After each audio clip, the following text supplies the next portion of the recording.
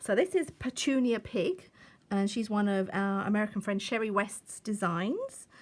Petunia has a family that's coming soon, so watch this space. Now I'm stamping onto vellum. I'm using an archival so that I can heat set and it will be permanent. And I have a piece of white card underneath the vellum so I can see clearer.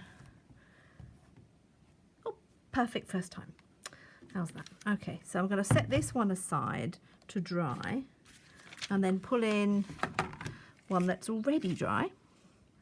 And with the vellum, I'm colouring on the reverse. Again, a white piece of card underneath is always very helpful so that you can see what you're doing. If I just did it onto the brown sheet, it would be very hard to tell. And what reason are you colouring on the back? Well, it softens the colours. If I flip it over, you can see it's a softer green, so you can go brighter with your colours. You can use any of your felt pens, your Tombos, and any of your... So it's a lot more forgiving, really. It is, yes. And you don't have to be quite as precise, but these pens are quite nice because they blend, right? Ooh, green. Oh, I think I'm going to do a green necktie. Scarf? I'm not sure. But, so we named her Petunia.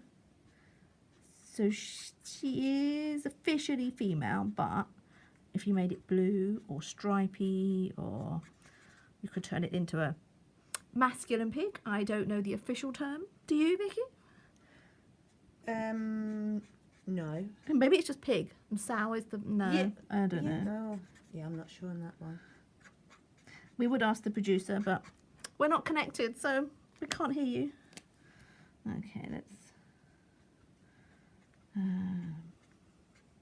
some dark, and then I can go back with the lighter one and blend it a little bit.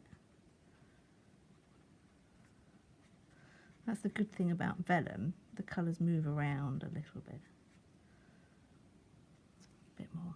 Okay. So you do need to be careful not to smudge. They do take a little bit longer to dry, don't they?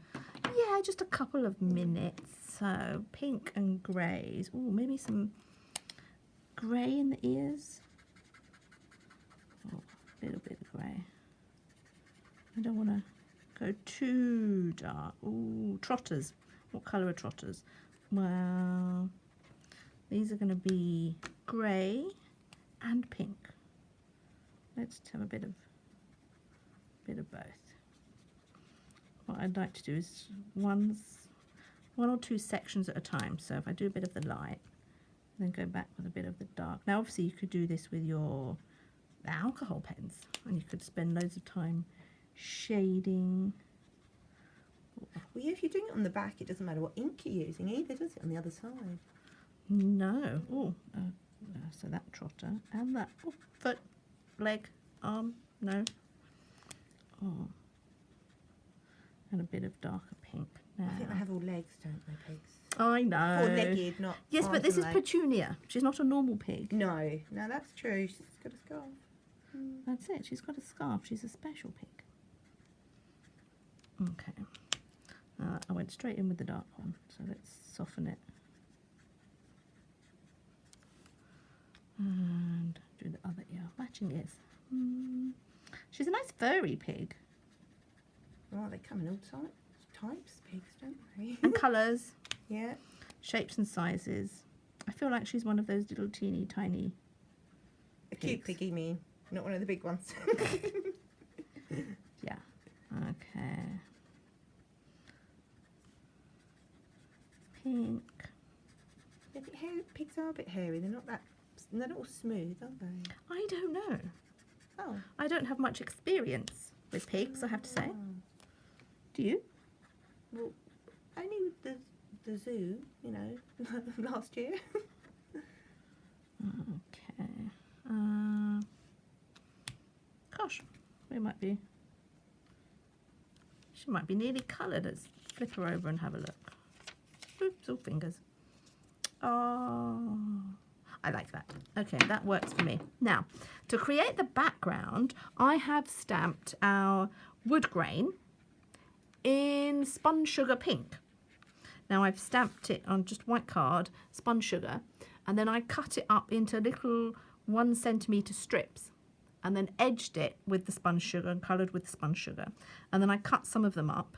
Well, they're not all very straight, because cutting 1 centimetre is not easy on my guillotine. But I've cut some of them up and I've edged them all to try and make it look like kind of, she lives in a pink shed, basically, and this is the slats of wood on the wall. So she's a posh pig. And she would go on top. Now, because she's on vellum, I don't really want to put any glue on the back. So my favourite way of fixing her would be with the brads. And these are the no-set eyelet brads. So you make a hole, you poke through the brad. It's like a split pin, so you just split the back, and that will hold it in position.